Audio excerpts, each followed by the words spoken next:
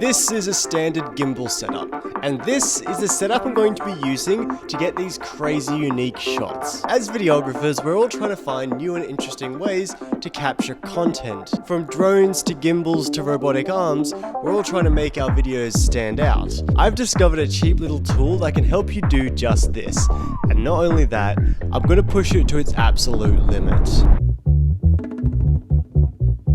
So I'm going to assume that you've used a gimbal and that you're up to date with this technology. But recently I was at a shoot and I had that thought that crosses every videographer's mind. How can I make my videos different? I stumbled across this on Amazon, and it's a way to extend the gripping area of your gimbal. This, in theory, would allow me to pull off some pretty new shots. So I went ahead and I bought the extension pole. And now I just needed something to film.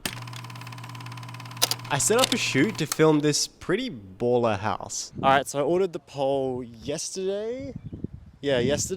So hopefully it gets here before the shoot.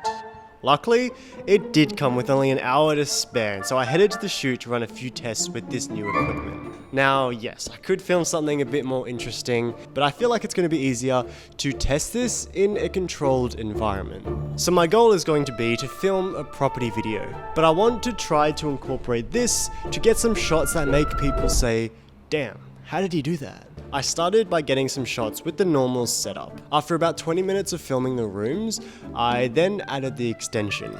And from here, I tried to be a bit more creative to try to get some shots that I ordinarily wouldn't be able to get. Over the counter shot, a high shot down, and the shots were already starting to look really interesting. But like I said, I want to push this to its limits, and this channel is all about experimenting, so I actually ordered 2 extension poles. So now you're probably wondering, well, what shots can you get if you extend this even more? Can you take it higher? Can you overhang it even more?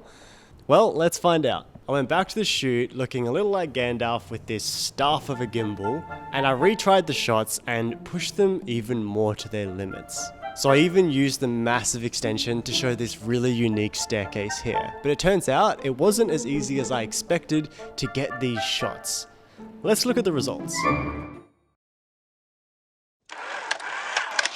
So each setup did have its own limitations, but let's start by having a look at the footage and compare how it looks between the 3 different setups. What I've done is I've picked my favorite shot from each setup and we'll look at how they compare between them. First, we'll start with setup number 1. Yeah, there's not really anything out of the ordinary for this one, but I think this shot here was one of my favorite ones, and it's actually a shot I couldn't get with the other 2 gimbals. I'll explain that in a moment. For setup number 2, my favorite shot was this. This was going from the light down, and this also couldn't be achieved with any of the other setups. The big one was too big, the small one was too small, but the medium one was just perfect. Setup number 3, honestly, there's a bit of a tie between these 2 shots. So the first one is where I actually was hanging it over the countertop. And what I did here is got the shot of the cooktop, and then I pulled back to the whole kitchen. And this wasn't possible with any of the other setups because it was going over the counter heaps. And my second favorite for this setup was actually this one here, where I got this really nice shot of the stairs.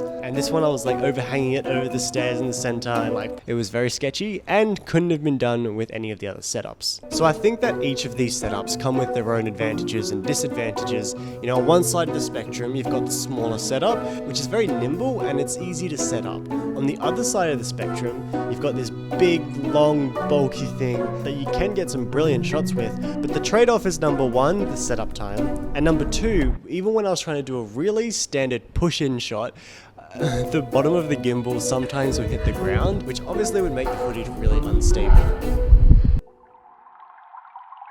So it's been a few weeks that I've been using this setup, and it's given me some time to really test it in the open. The 1 extension is probably the most useful setup. In a normal shot where, say for example, you're just tracking in, it just gives you more comfort, something else to hang on to, but it also gives you the flexibility to get those more unique shots. Maybe not as unique as having 2 extensions, but it does still give you some of that feeling. So this here is actually a good example of one of the shots that I got with this setup, and as you can see, I think it's a really cool shot and a really unique shot as well. And then another one where I went from like a high to a low angle is this one here. And yeah, I can confidently recommend that if you have a gimbal, to get a gimbal extension. But let me know, does this interest you and would you actually try it? And if you're curious about how the future of editing won't require super expensive computers, then check this video out over here.